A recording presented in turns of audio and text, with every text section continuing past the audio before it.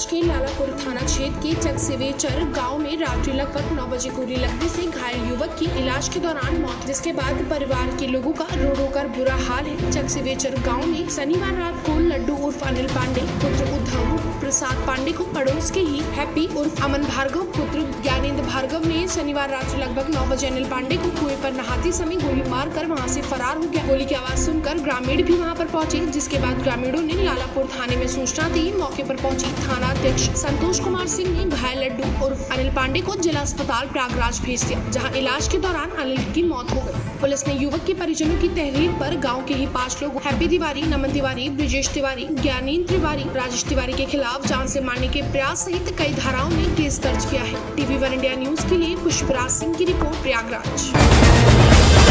जनपद चंदौली की साहबगंज में केंद्रीय रक्षा मंत्री के पहल पर अफ्रीका महाद्वीप से महादेव विश्वकर्मा का शव उसके पैतृक गांव पहुंचने के बाद पूरा गांव गमगीन हो गया। वहीं दूसरी तरफ लोगों ने केंद्रीय रक्षा मंत्री का आभार भी प्रकट किया। आपको बता दें, ये मामला बड़गावा गांव का है, जहां विगत कुछ माह पूर्व में राममूर्त विश्वकर्मा पुत्र महादेव विश्वकर्मा दक्षिण अफ्रीका देश के जबरन में स्थित अल्फा सेंचुरी माइनिंग कंपनी में कार्य करने के लिए गए हुए थे। इसी बीच कंपनी के मैनेजर के द्वारा 2 अप्रैल की रात में परिजनों को कॉल कर बताया गया कि बिजली का पोल गिरने से उनके सिर में काफी चोट आई, जिन्हें उपचार हेतु ले जाते समय रास्ते में उनकी मौत हो। कोविड-19 को देखते हुए प्रधानमंत्री जी के द्वारा देश में इमरजेंसी सेवाओं को छोड़कर सभी प्रकार की सेवा पर पूर्ण रूप से रोक दिए जाने से उनका सब भारत नहीं पहुंच पाया था। मृतक के परिजनों ने थक हार कर केंद्रीय रक्षा मंत्री राजनाथ सिंह से पत्र के माध्यम से अवगत कराते हुए सबको पैतृक आवास मंगवाने की गुहार लगाई। रक्षा मंत्री ने मामले को संज्ञान में लेते हुए अफ्रीका महाद्वीप के शीर्ष नेताओं से वार्ता कर सबको अति शीघ्र भारत भेजने का आदेश दिया। साथ ही साथ जिसके बाद उक्त कंपनी के मालिक के द्वारा आनंद फानन में सबको भारत भेजने की तैयारी की गई और फ्लाइट व विभिन्न संस्थानों के माध्यम से उनका शव गांव में पहुंचने के बाद पूरा गांव गंभीर हो गया। वहीं दूसरी तरफ लोगों ने रक्षा मंत्री राजनाथ सिंह को धन्यवाद भी दिया। अपना परिचय बताइएगा, जो आज घटना हुई है वो क्या है, उसके संबंध में बताइएगा। मैं अपने छोटे भाई का बड़ा भाई हूँ। हमारे छोटे भाई साउथ अफ्रीका में गैबन कंट्री में प्राइवेट कंपनी में काम करते थे और वहीं पे एक एक्सीडेंट में उनका वहाँ पे देहांत हो गया। तो इस बॉडी को लाने में माननीय रक्षा मंत्री जी, यहाँ के माननीय विधायक जी शारदा प्रसाद जी और यहाँ के SDM, DM और जितने भी प्रशासनिक अधिकारी हैं, सबका अहम रोल रहा। किस प्रकार ये घटना हुई थी? ये वहाँ पे कंपनी द्वारा तो जो बताया गया कि मैंने एक पोल था, बिजली का खंभा गाड़ा जा रहा था, पोकलेन गाड़ी से उठाया जा रहा था। उसको वो खंभा में जो वो होता है रस्सी टूट गई और सीधे खंभा जाके उनके सिर पर गिर गया, जिससे उनका मैंने ऑन द स्पॉट देहांत हो गया। 2 अप्रैल 2020 को की घटना है। लेकिन माननीय रक्षा मंत्री जी के अथक प्रयास से कई बार उन्होंने विदेश मंत्री को 3 बार पत्र लिखा। विदेश मंत्री के प्रयास से हमारी कंपनी के जितने भी मैनेजर, डायरेक्टर, सब लोगों ने बहुत प्रयास करके यहाँ तक घर तक बॉडी को पहुँचाया। आज हम लोग बहुत गदगद हैं अपने भाई, पूरा गांव, परिवार, समाज मैंने जितने भी लोग हैं हम सभी लोग आभारी हैं माननीय रक्षा मंत्री जी के। उनके प्रयास से बॉडी हमारे गांव तक आई। हम लोग अंतिम संस्कार करेंगे अब। TV1 इंडिया न्यूज के लिए अरविंद कुमार केसरी की रिपोर्ट, चंदौली।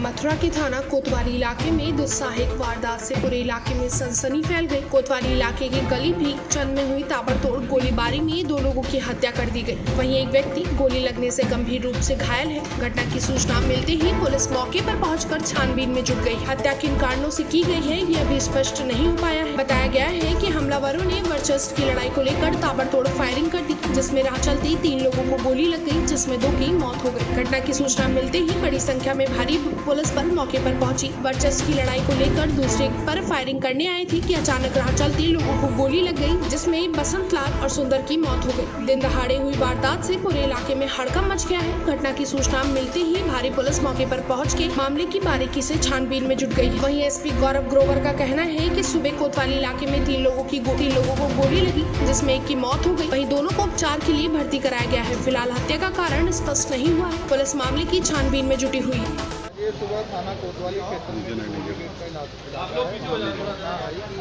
रात के बाद वहाँ पर फायरिंग हुई है और फायरिंग में एक श्री बसंत लाल चतुर्वेदी भी हैं, जिनको गोली लगी है। हॉस्पिटल जाते समय उनको मृत घोषित कर दिया गया। इसके अतिरिक्त 3 लोग और भी घायल हैं, जिनको अन्य अस्पतालों में भेजा गया है। उनके बारे में भी जानकारी की जा रही है। मेरे द्वारा घटनास्थल का निरीक्षण किया गया, हॉस्पिटल का और बाकी जगह का भी निरीक्षण किया जा रहा है। घटना से संबंधित सभी पहलुओं को जानकारी की जा रही है, सभी एविडेंसेस जुटाए जा रहे हैं और जल्द ही इस घटना का खुलासा सर अभी तक वजह क्या निकल के आई जो गोलियां चलने की कुछ? देखिए, अभी परिवारीजनों से डिटेल में बात होगी। कोई विवाद की बात सामने आ रही है कि कोई किसी प्रकार का कोई विवाद हुआ है, उसके पहले क्या था या उस समय पे क्या हुआ, उस पूरी की डिटेल जो है अभी हमारे अधिकारियों द्वारा मौके से ली जा रही है। बहुत जल्द हम इस घटना के संबंध में पूरी जानकारी निकालेंगे। क्या गिरफ्तारी हुई है? अभी इस संबंध में जो है वो कार्रवाइयाँ की जा रही हैं। जैसे ही कोई कार्रवाई होगी तो आपको बताएंगे। के नाम सुंदर बताया जा रहा है। उन पर जो है जानलेवा हमला किया। उसी क्रम में उनके बीच बचाव में आए हुए 2 व्यक्ति और घायल हो गए हैं, जिनको कि सबको जो है डिस्ट्रिक्ट हॉस्पिटल में जो है एडमिट कराया गया है और एक इंसान को जो है नेटिव हॉस्पिटल में एडमिट कराया गया है। बताया जा रहा है कि दूसरे की मौत की जानकारी बात आ रही है। अभी तक हमारे पास ऐसा कोई कंफर्म न्यूज़ नहीं है। जैसे ही आती है हम आपको अवगत कराएंगे।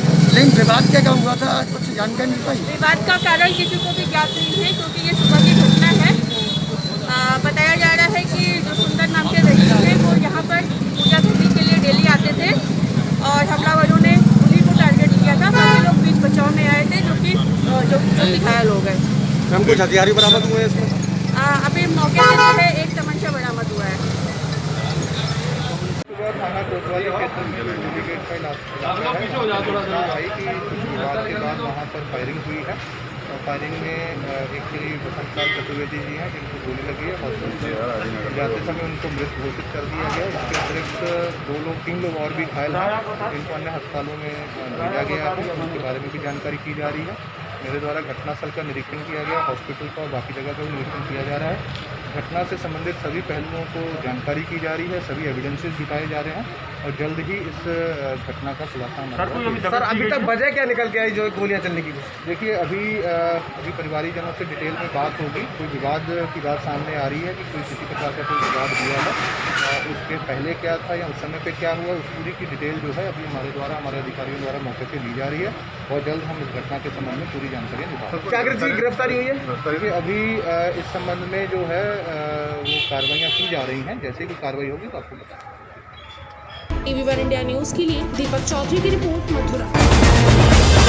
अम्बेडकर नगर में विधानसभा क्षेत्र आलापुर अम्बेडकर नगर के जाहिरगंज थाना क्षेत्र अंतर्गत ग्राम पंचायत रामपुर सराय निवासिनी नाबालिग गैंगरेप पीड़िता को न्याय दिलाने एवं 2 गिरफ्तार अभियुक्तों के अलावा अन्य आरोपी को गिरफ्तारी करने के लिए पुलिस अधीक्षक आलोक प्रियदर्शी से बहुजन समाज पार्टी के प्रतिनिधि मंडल ने पुलिस अधीक्षक कार्यालय अम्बेडकर नगर में मुलाकात। पीड़िता एवं पीड़िता के परिजनों की सुरक्षा व्यवस्था दिलाने के लिए भी प्रतिनिधि मंडल ने वार्ता की। साथ ही नाबालिग गैंगरेप पीड़िता का इलाज मेडिकल कॉलेज सदरपुर टांडा अम्बेडकर नगर में चल रहा है। बताया जा रहा है स्वास्थ्य संबंधित बिंदुओं पर भी चर्चा की गई। पुलिस अधीक्षक महोदय ने कहा है कि जांच कर घटना में संलिप्त अन्य आरोपियों की गिरफ्तारी जल्द से जल्द की जाएगी तथा पीड़िता एवं पीड़िता के परिजनों को सुरक्षा प्रदान करने का तथा आर्थिक मदद करने का भी आश्वासन दिलाते हुए पीड़िता का हर प्रकार से मदद करने का भरोसा दिलाया गया। टीवी1 इंडिया न्यूज़ के लिए दुर्गेश गुप्ता की रिपोर्ट, अम्बेडकर नगर। बाराबंकी में शिक्षिका से हुई लूट की घटना का पुलिस ने किया खुलासा। साथ ही 2 लुटेरों को किया गिरफ्तार। लूट का माल भी किया गया बरामद। आपको बता दें, कुछ दिनों पहले बैंक से पैसे निकालकर घर जा रही शिक्षिका से शाम के समय बाइक सवार 2 लुटेरों ने 30,000 रुपए और मोबाइल फोन लूट कर फरार हो गए थे, जिसकी शिकायत पीड़ित शिक्षिका ने राम सनेही घाट कोतवाली में की थी। पुलिस ने मामला दर्ज कर पूरे मामले की जाँच में जुट गई है। पुलिस शिक्षिका के मोबाइल की डिजिटल डेटा के सहारे लुटेरों तक पहुँचने में कामयाब हुई है, जिसके चलते बाबा राम सनेही मंदिर के पास से अभियुक्त सैलीन कुमार मिश्रा निवासी ग्राम कटघरा थाना पटरंगा व रवि कुमार पाठक निवासी भैलू थाना असंद्रा को गिरफ्तार किया गया है, जिनके कब्जे से लूट के 30,000 रुपए और मोबाइल फोन के साथ घटना में प्रयुक्त अपाची गाड़ी बरामद की गई है। बाराबंकी की पुलिस अधीक्षक डॉक्टर अरविंद चतुर्वेदी ने बताया है कि अभियुक्त सैलीन के भाई वीरेंद्र व 3 अन्य लोगों को सफदरगंज पुलिस ने कुछ दिनों पहले अवैध माफिन और बुलेरो गाड़ी के साथ गिरफ्तार किया था। गाड़ी को छुड़ाने के लिए आरोपी बाराबंकी आते जाते रहे थे और पैसों की जरूरत होने के चलते लूट की घटना को अंजाम दिया। फिलहाल दोनों आरोपियों को जेल भेज दिया गया है। आज थाना राम सनेही घाट में पिछले महीने 28 मई को घटित एक घटना का सफल अनावरण किया गया है, जिसमें दोनों अभियुक्त घटना में प्रयुक्त मोटरसाइकिल, छीना गया मोबाइल और पैसे, ये पूरे 100% बरामदगी हुई है। आपको याद दिला दूं कि 28 तारीख को जनपद बाराबंकी से अयोध्या हाईवे पर एक महिला अपने भाई के साथ जा रही थी, जिसके साथ कुछ लोगों ने पीछे से आकर उसके बैग को छीन लिया था। इस संबंध में रामसनई घाट में मुकदमा पंजीकृत हुआ। रामसनई घाट के पर्यवेक्षक अधिकारीगण एसपी साउथ और सीओ रामसनई घाट ने बड़े कुशल नेतृत्व में स्थानीय टीम को लगाया इस घटना के सूत्र विकसित करने के लिए। विशेष करके चौकी इंचार्ज हटौदा, जो पूर्व में सर्विलांस प्रभारी रह चुके हैं मुख्यालय पर, उन्होंने काफ़ी प्रयास करके इस घटना का अनावरण किया, डिजिटली इसको प्रूव किया। इनका मूवमेंट, जो हमारे संदिग्ध हैं आज पकड़े गए हैं, अपराधी हैं, इनका मूवमेंट ट्रैक किया और उसके बाद इनसे 100% बरामदगी हुई है। ये भी उल्लेखनीय है कि इसमें से एक अपराधी, जो बहुत युवा है, रवि पाठक, वो इस पीड़िता का विद्यार्थी भी रहा एक स्कूल में। पहचानने के बावजूद उसने ये दुस्साहस किया। इसके लिए भी इसे कड़ी सज़ा देने का प्रोसिक्यूशन प्रस्तुत किया जाएगा। वो शिक्षिका, इनकी शिक्षिका थी क्या? हाँ, इनकी टीचर रही है।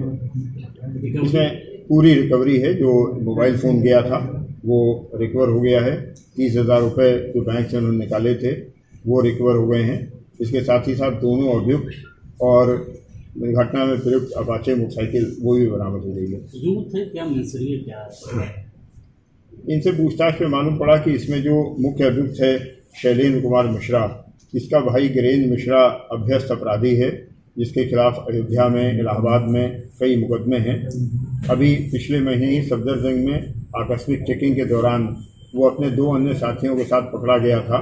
जिस गाड़ी में वो बैठा था उस समय वो इस अभियुक्त शैलेंद्र मिश्रा के नाम से है।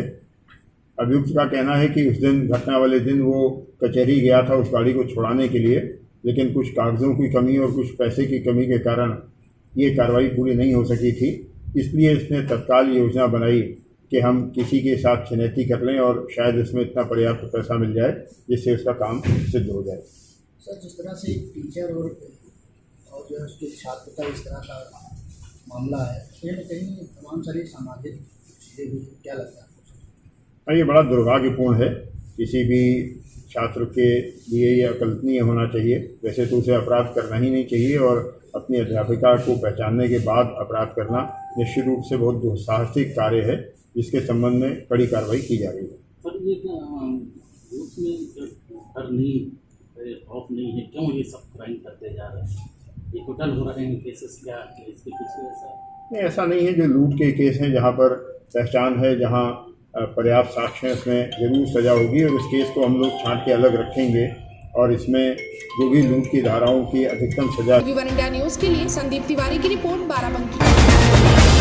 21 जून अंतर्राष्ट्रीय योग दिवस 2020 प्रधानमंत्री नरेंद्र मोदी के आह्वान पर पूरे देश में मानव श्रृंखला नए रूप में योग करती दिखाई दी। सोशल मीडिया के माध्यम से पूरे देश ने अंतर्राष्ट्रीय योग दिवस को मनाया। इस अवसर पर योग फेडरेशन ऑफ इंडिया ने 44वीं सब जूनियर व जूनियर राष्ट्रीय योगासन खेल प्रतियोगिता का आयोजन किया, जिस आयोजन के लिए आयुष मंत्री धर्म सिंह सैनी द्वारा फेडरेशन के सभी पदाधिकारियों के लिए शुभकामनाएं व देश के उज्ज्वल भविष्य राष्ट्रीय स्तर के योगासन खिलाड़ियों को अपना आशीर्वाद दिया गया। उत्तर प्रदेश योग एसोसिएशन उनका हृदय से आभार प्रकट करती है। साथ ही एक संकल्प के रूप में योग उत्तर प्रदेश योग एसोसिएशन जिला लखनऊ द्वारा योग फेडरेशन ऑफ इंडिया के साथ पूरे देश में ऑनलाइन के माध्यम से योग बनाया गया। लखनऊ से 2 प्रतिभागियों हिमांशी गौतम ने 16 से 18 एवं मालविका वाजपेयी ने 21 से 30 प्रोफेशनल योगासन प्रतियोगिता में योग फेडरेशन ऑफ इंडिया द्वारा आयोजित राष्ट्रीय प्रतियोगिता में प्रतिभाग भी लिया। योग उत्तर प्रदेश योग एसोसिएशन के सचिवाचार्य यश पराशर द्वारा योग अभ्यास कराया गया। साथ ही जिला एसोसिएशन द्वारा 5 जून से प्रतिदिन शाम को 5:30 से 6:30 बजे तक लोगों को रोज जूम ऐप के माध्यम निःशुल्क योग करवाया जाएगा।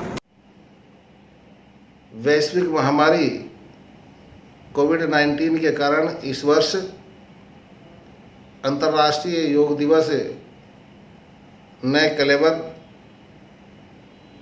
डिजिटल प्लेटफॉर्म पर मनाया जा रहा है। देश के यशस्वी प्रधानमंत्री आदरणीय श्री नरेंद्र मोदी जी द्वारा एक कल्पना की थी कि मेरे देश का प्रत्येक व्यक्ति योग करके अपने शरीर की रोग प्रतिरोधक क्षमता मजबूत करे, स्वस्थ रहे। आज योग फेडरेशन ऑफ इंडिया द्वारा 44वीं राष्ट्रीय सब जूनियर प्रतियोगिता आयोजित की जा रही है, जो 6 जून से 21 जून तक चलेगी। 21 जून अंतर्राष्ट्रीय योग दिवस पर पुरस्कार वितरण समारोह संपन्न होगा। मैं योग फेडरेशन ऑफ इंडिया के अध्यक्ष श्री अशोक कुमार अग्रवाल जी, वरिष्ठ उपाध्यक्ष राज्यसभा सांसद डॉक्टर अनिल अग्रवाल जी, प्रतियोगिता निदेशक श्रीमती इंदु अग्रवाल जी, राष्ट्रीय महासचिव श्री संजय झा जी, आयोजक सचिव श्री रमन शर्मा जी, उत्तर भारत क्षेत्रीय सचिव आचार्य श्री यश पारासर जी एवं वरिष्ठ उपाध्यक्ष उत्तर प्रदेश योग एसोसिएशन व उत्तर प्रदेश उपाध्यक्ष भारतीय जनता पार्टी श्री सुधीर एस अहलवासिया जी का भी मैं हृदय से धन्यवाद करता हूं। आपने सब लोगों ने योग फेडरेशन ऑफ इंडिया द्वारा जो ये प्रतियोगिता आयोजित कराई है, इससे प्रदेश और देश की जनता योग से जुड़ कर के, वो युवा वो बच्चे योग से जुड़ कर के एक स्वस्थ भारत देने का काम करेंगे। मैं अंत में योग फेडरेशन ऑफ इंडिया के सभी पदाधिकारी, TV1 इंडिया न्यूज के लिए भास्कर सारस्वत की रिपोर्ट, लखनऊ। जनपद फतेहपुर में योग दिवस सोशल डिस्टेंसिंग का ध्यान रखते हुए मनाया गया, जिसमें विभिन्न आयु वर्ग के लोगों ने भी हिस्सा लिया। JNCC फतेहपुर के 60 यूपी बटालियन के बच्चों ने घर पर रहकर योग के माध्यम से लोगों को योग के प्रति जागरूक भी किया। योग हमारे देश का दर्शन है, जिसको प्रायः लोग भूलते जा रहे थे। हमारा योग दर्शन योगः चित्त वृत्ति निरोधा, जिस योग के द्वारा शरीर भी ठीक रहता है, मन की वृत्तियाँ ठीक होती हैं।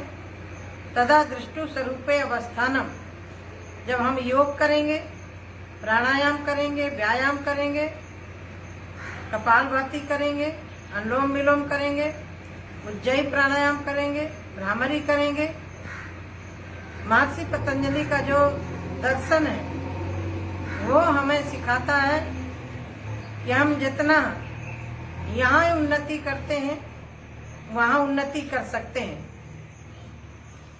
इस बाबा रामदेव जी के प्रयास को 2014 में जब माननीय देश के यशस्वी प्रधानमंत्री जी ने शपथ ली, उन्होंने अंतर्राष्ट्रीय योग दिवस के रूप में 21 जून को तय किया और उसको प्रतिष्ठा दिलाई। आज पूरा देश योग कर रहा है और आप सब जानते हैं कि इस समय अंतर्राष्ट्रीय कोरोना जैसी महामारी से पूरा विश्व जूझ रहा है। उस समय जिस समय दवा नहीं है, इससे लड़ने के लिए अपने अंदर क्षमता पैदा करनी पड़ेगी और वो क्षमता योग। TV1 इंडिया न्यूज के लिए पंकज पटेल की रिपोर्ट, फतेहपुर। बदायूं में ठेकेदार द्वारा किसानों से किया जा रहा है पक्षपात, खरंजा निर्माण में नहीं हो रहा है मानक के अनुसार का। आपको बता दें, एक और जहां जनता गरीब किसान कोविड-19 के चलते अनलॉक 1 का पालन करते हुए जीवन यापन कर रहे हैं, तो वहीं दूसरी ओर सरकार द्वारा कराए जा रहे सड़क निर्माण में गरीब व सीधे साधे किसानों को बेवजह सताया जा रहा है। आपको बता दें, मामला बिलसी तहसील क्षेत्र के गाँव करियामई का है, जहाँ पर जिला पंचायत से ठेकेदार द्वारा गाँव में बाईपास के लिए सड़क निर्माण में खड़ंजा कार्य कराया जा रहा है, जिसमें ठेकेदार सीधे साधे किसानों के साथ नाइंसाफी करते नजर आ रहे हैं और खड़ंजा निर्माण में मानक के अनुसार कोई भी कार्य नहीं कराया जा रहा है। जब मौके पर जाकर देखा गया तो उसमें पीली ईंट का प्रयोग किया गया है, जो कि मानक अनुसार पूर्ण रूप से अवैध है। यही नहीं, अन्य किसानों के साथ भी ठेकेदार द्वारा ऐसे ही किया जा रहा है। क्या नाम है सर आपका? मेरा नाम मनोज मिश्रा है। क्या समस्या है आपकी यहाँ आज इकट्ठी हुई? समस्या ये है कि हम ये पहले 4 मीटर रोड था, हम किसान भाइयों ने 1 मीटर रोड दे दिया रोड बनने के लिए हैं। वो भी ठेकेदार अपनी मनमानी कर रहा है, हमारी जमीन भी चली गई और सड़क भी अच्छी नहीं पड़ रही है। पीला ईंट लगा रहा है, जो और जो कोई बता देता है उधर दबा देता है, दूसरी साइड में दबा देता है और उसी जगह छोड़ देता है। हमारी साइड में तो पटला भी नहीं है, मेरी साइड में उधर पटला भी है, सब कुछ मौजूद है और हमारी साइड में कुछ नहीं है। तो इस चीज़ को कभी किसी को जिला पंचायत जो है ठेकेदार को या बताया, ठेकेदार किसी को अवगत कराया? ठेकेदार को बताया और जिसके माध्यम से आई सड़क जिला पंचायत सदस्य की उसके उसे भी बताया, पर कोई आता नहीं, मौके पर आके देखता नहीं। लेबर काम करती है, चली जाती है लेबर काम करके। लेबर से बात हुई आपकी, तो लेबर का क्या कहना लेबर है? कहती ठेकेदार करा रहा है, हम कर रहे हैं।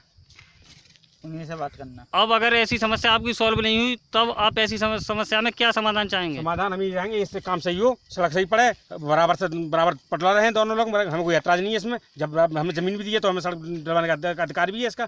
सही सड़क पर है आराम से। TV1 इंडिया न्यूज के लिए कुलदीप सक्सेना की रिपोर्ट। बदायूं। गोरखपुर जिले के चौरी चौरा थाने के साथरी गांव में आशा गीता देवी नामक युवती को कुछ दबंगों द्वारा पीटा गया बताया जा रहा है। आशा को गांव में ही बाहर से आए प्रवासी मजदूर गांव में घूम रहे थे। उसी बीच आशा गीता देवी ने उन लोगों को घूमने पर मना किया तो उन्होंने आशा गीता देवी को बुरी तरह से पीटा। मौके पर 112 न पहुंचकर मामले को संज्ञान में लेते हुए गीता देवी को अस्पताल भेज दिया गया, लेकिन गीता देवी को PGI रेफर कर दिया गया है। PGI में 15 दिन आशा बेहोशी हालत में थी। घर लौटने के बाद भी प्रशासन आरोपियों के खिलाफ कई धारा लगाकर मुकदमा दर्ज कर लिया गया, लेकिन आरोपियों की अभी तक गिरफ्तारी नहीं हो पाई। पीड़िता द्वारा बताया जा रहा है कि रिपोर्ट देखे बिना प्रशासन ने आरोपी को 151 में चालान करके जमानत के लिए भेज दिया है। सीएम के शहर गोरखपुर में दबंगों का खौफ बढ़ता चला आ रहा है। प्रशासन हाथ पे हाथ रखकर बैठी हुई है। देखना ये होगा कि पीड़िता को न्याय मिलता है या नहीं।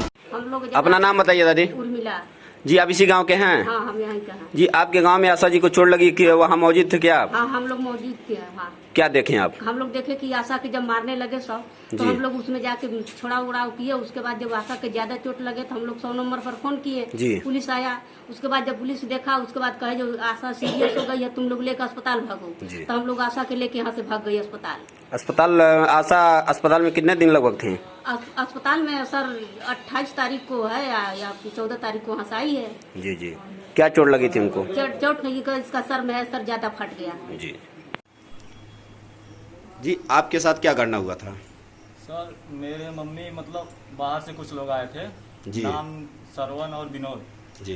तो वो लोग मम्मी से राशन के लिए बोल रहे थे। मम्मी बोली कि प्रधान जी से बात कीजिए, और इधर से हमारा दूसरा घर है वहाँ पे वो जा रही थी। इधर से जाने के टाइम में वो लोग थोड़ा बोले तो मम्मी बोली गाली वाली मत दो। उधर से आने के टाइम में सारे लोग मिल के इकट्ठा होके उधर से मारने लगे। गांव के 2-4 लोग इकट्ठा हुए।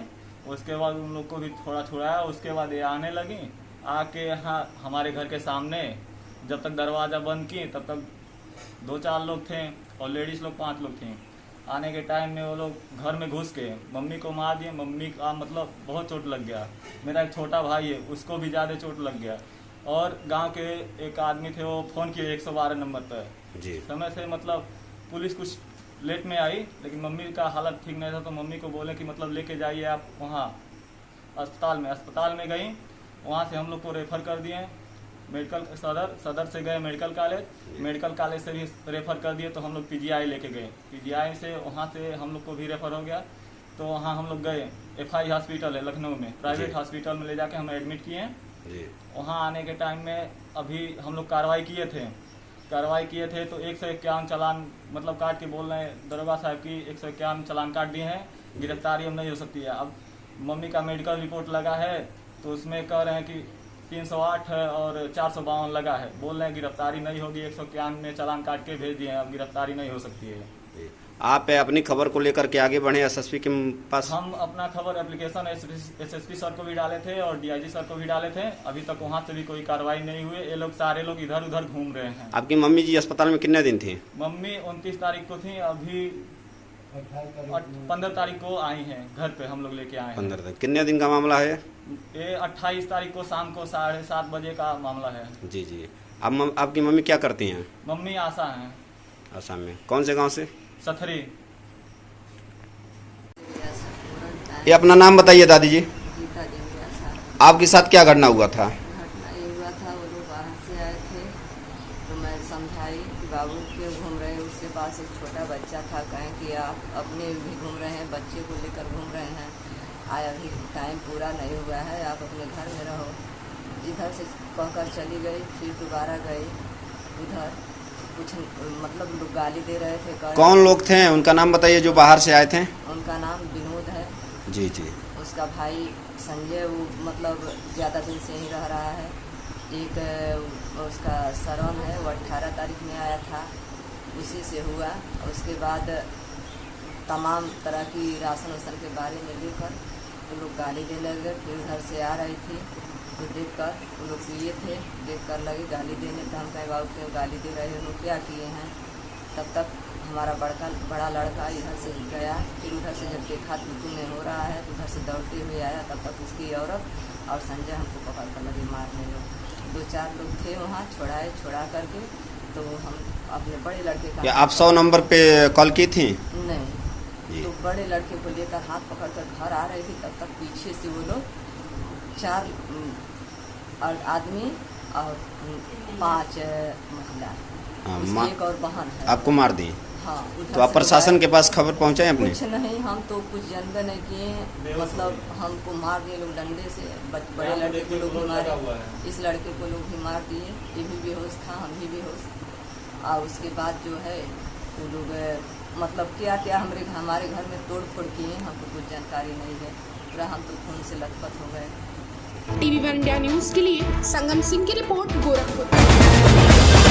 उन्नाव में बीते दिनों पत्रकार शुभम मिश्रा की माफियों द्वारा निर्मम हत्या कर दी गई थी, जिसके विरोध में इंदरगढ़ हसीरन के पत्रकारों द्वारा पत्रकार एकता संघ के तहत मारे गए पत्रकार साथी आत्मा की शांति हेतु श्रद्धांजलि दी गई। इसके बाद 2 मिनट का मौन रखकर पत्रकार के उत्पीड़न की हत्या के विरोध में सरकार से निष्पक्ष जाँच कराने और उनके परिवार को अधिक से अधिक सहायता देने की मांग की। साथ ही पत्रकारों पर हो रहे उत्पीड़न को लेकर सरकार से सुरक्षा और आए दिन उसके साथ अभद्रता और उत्पीड़न न किए जाने की मांग उठाते हुए सभी पत्रकारों ने अपने साथी पत्रकार की हत्या में शामिल माफियों के जल्द से जल्द गिरफ्तारी की मांग भी की है। उन्होंने ये भी कहा है कि अगर जल्द से जल्द गिरफ्तारी नहीं की गई तो सभी पत्रकार एकत्र होकर माफियों के खिलाफ और सरकार के विरोध में खड़े होने को मजबूर होंगे। इस मौके पर विनीत अवस्थी, शिवा पटेल, ओमकार कठेरिया, रामजी तिवारी, मोहम्मद मुनवर सहित पत्रकार मौजूद रहे। हमारे पत्रकार भाई हैं उन्नाव से, जिनकी कुछ माफिया लोगों ने निर्मम हत्या की है। लगभग 3 गोलियां भाई के मारी गई थी, जिसमें इनकी मृत्यु हो गई और वहां की पुलिस ने अभी तक कोई कार्रवाई नहीं की। हम लोगों ने, सभी पत्रकार भाइयों ने और भी इंदरगढ़ के सभी पत्रकार भाई और साथ ही इंदरगढ़ में राज गेस्ट हाउस के पास ये मीटिंग रखी गई थी, जिसमें कि हम लोगों ने ये सोचा है कि भाई के किसी प्रकार से जैसी मदद की जाएगी, हम सभी पत्रकार भाई की मदद अवश्य करेंगे। एक लोग उठाया तब 10 लोगों तक पहुँच। हमारे बड़े भाई जो कि निर्मम हत्या की गई है, उनके चरण कमलों में मैं नमन करता हूं और चाहता हूं उनके घर और परिवार सुख समृद्धि दे। ऐसे मेरे बड़े भाई की जो निर्मम हत्या की गई है, उनके परिवार और उनकी तरफ से जो कार्य किया गया, जो दोषी पाए गए हैं या पाए जाएंगे, उनके खिलाफ सख्त से सख्त कार्रवाई की जाए।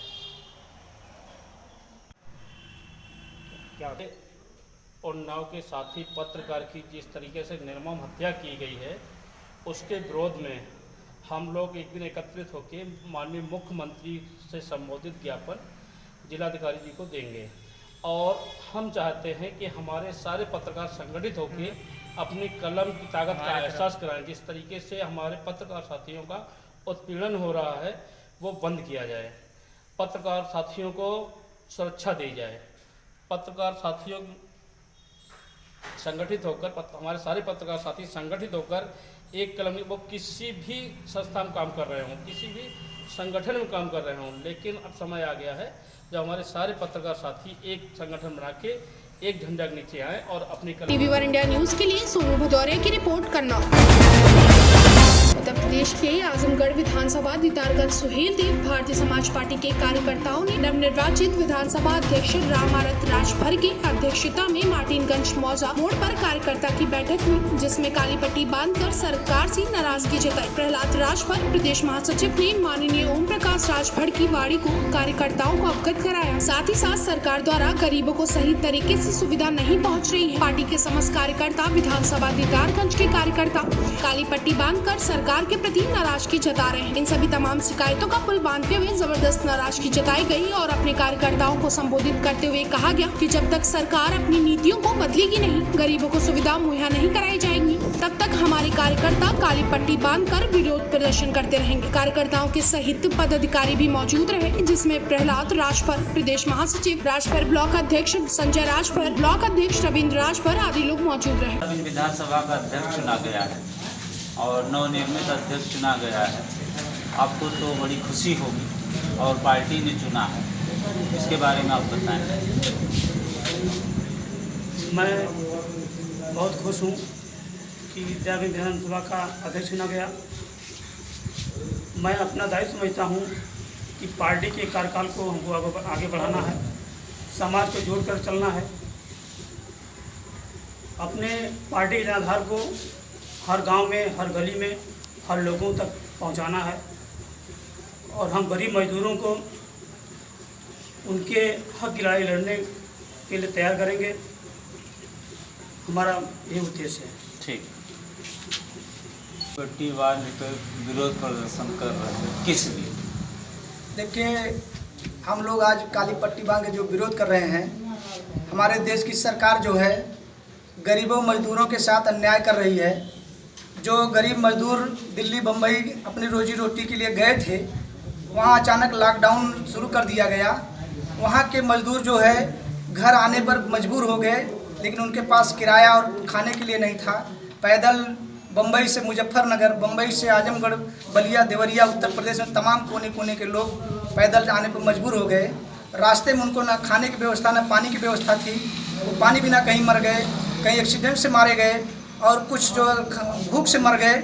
लेकिन इस हमारे देश की सरकार जो है आज तक उनके लिए कोई व्यवस्था नहीं, कोई आर्थिक व्यवस्था नहीं की और वो लोग खाने के लिए मर रहे हैं। और प्रदेशों में जो है लाखों की तादाद में कंपनियां बंद कर दी गई हैं। गरीब मजदूर खाने के लिए मर रहा है। हम लोग चाह रहे हैं कि फिर से वो कंपनी चालू कर दी जाए और गरीब मजदूर को पुनः वापस बुलाकर उनके रोजी रोटी पर लगाकर उनके खाने पीने की व्यवस्था हो। और जब तक ऐसा नहीं होता तब तक हम लोग काली पट्टी बांधकर अपने अपने गांव में, अपने घरों पर बैठकर हम लोग सरकार के। TV1 इंडिया न्यूज के लिए रामायण सिंह की रिपोर्ट, मार्टिनगंज।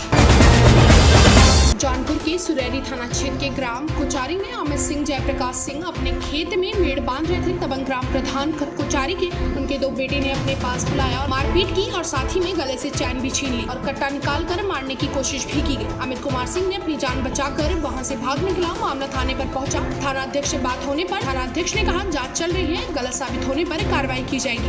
आपका नाम? अमित कुमार सिंह। पिताजी का नाम? जयप्रकाश सिंह। थाना? सुरेरी, जिला? जौनपुर। क्या हुआ आपके साथ?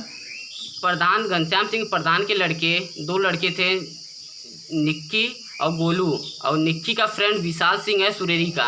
गोलू मेरा हाथ पकड़ा था, विशाल सर दबाया था और निक्की मार रहा था हमको। क्यों मार रहे थे आप? ये प्रधानी का मैटर लेके ये लोग मार रहे हैं हमको बार बार। कब की घटना है? आज की सुबह की घटना है। ये हमको कट्टा दिखा रहे हैं, मेरा चैन छीन लिया है ये लोग आज, और हमको बार बार धमकी दे रहे हैं मारने की। ये लोग क्या धमकी दे रहे हैं? तुमको जहाँ से मार दोगे, जब जहाँ मिलोगे वहाँ मारेंगे तुमको हम। तो जो घनश्याम प्रधान है किस गांव के प्रधान है? कुचारी गांव के प्रधान। अच्छा, आपके ही प्रधान है? हाँ, मेरे ही प्रधान है। तो आपने क्या किया? हम फिर 100 नंबर को बुलाए और ये लोग भेज दिए हमको थाने पे। थाने पे हम एप्लीकेशन लिखे और राम जन्म सर को हम दे दिए। उसके बाद वे कहें कि आज जाँच होगी। तो जाँच हुई? अभी तक नहीं हुई जाँच। चलिए ठीक है। आप क्या चाहते हैं इसमें? कल से कल सजा इन लोग को दिलवाइए। अच्छा। TV1 इंडिया न्यूज के लिए अनिल कुमार की रिपोर्ट, जौनपुर। बाराबंकी में 11 करोड़ की लागत से बने प्रोजेक्ट के जरिए नदी के किनारे बसे तराईवासी ग्रामीणों को कटान से बचाने के लिए बाढ़ विभाग के अधिकारियों के दावों की खुली पोल। लगातार हो रही बारिश के चलते अचानक सरयू नदी का जलस्तर बढ़ने से मुसीबत आई, लेकिन दृष्टराष्ट्र बने बैठे हैं बाढ़ विभाग के जिम्मेदारी अधिकारी। आपको बता दें, TV1 इंडिया न्यूज ने काफी पहले ही प्रमुखता से बाढ़ विभाग के अधिकारियों की निरंकुश व लापरवाही कार्यशैली की खबर दिखाई थी। इसी के चलते बताया गया कि तराई वासियों को भुगतान भी पड़ेगा। बाढ़ विभाग की निरंकुश व लापरवाही कार्यशैली का खामियाजा भी भुगतना पड़ेगा। सनावा की मसरी कहारनपुरवा के कई परिवार कटान की वजह से तबाही के हान पर है। सरयू नदी की कटान से परिवार दहशत में है। कटान स्थल पर अब तक ही कोई भी बचाव कार्य नहीं शुरू किया गया है। बात बताइए अपनी। सनावा में रहती हैं और गांव कटत है, गांव के कोई सुनवाई नहीं है और हमसे अपन पेट भाटी कि जमीन कहूँ ले और जौन बोरिया बंधनी लगतो रही वहाँ नहीं लागत ही और जो कट जाई तो हमका सबका वोट और ये सब देख नहीं है, कोई जने कहाँ जाई छितराए बितराए कर रही जाए। सरकार की तरफ से सुविधाएं तो आपको मिल रही होंगी? कुछ नहीं मिला था, एक उनका नहीं मिला था, हमसे एक चवन्नी के गुनाहगार हैं, कोई चीज नहीं। राशन वगैरह सब कुछ सरकार। नाम क्या है और गांव कौन सा है? गांव कहारनपुरवा है। क्या समस्या है? समस्या यहाँ कटान इतनी तेज़ी से हो रही है, कोई ख्याल खबर ले नहीं रहा है। यहाँ पर जो कोई आता है उसको हम लोग बोलते हैं, यहाँ से देखभाल के चले जाते हैं, वीडियो बना के, कुछ करते नहीं हैं। एक बार काम भी चला, 1500 बोरी डरवा के काम भी बंद करवा दिए। काम चलता हो तो गांव बच सकत रहा है, अब ये सब गांव कटा जा रहा, हम लोग का रहा जगह कहूँ नहीं, हम लोग कहाँ रही। सब इतनी तो समस्या है यहाँ पर, और कोई सुनवाई नहीं हो रहा है यहाँ पर। इनकी देखभाल करें, आए कि नहीं ठोकर बनवा भला तो बचिन जाए, इतना ही बच जाए, क्या याद मड़ा तब वो हम लोग मान ली गुजारा हो यहाँ पर।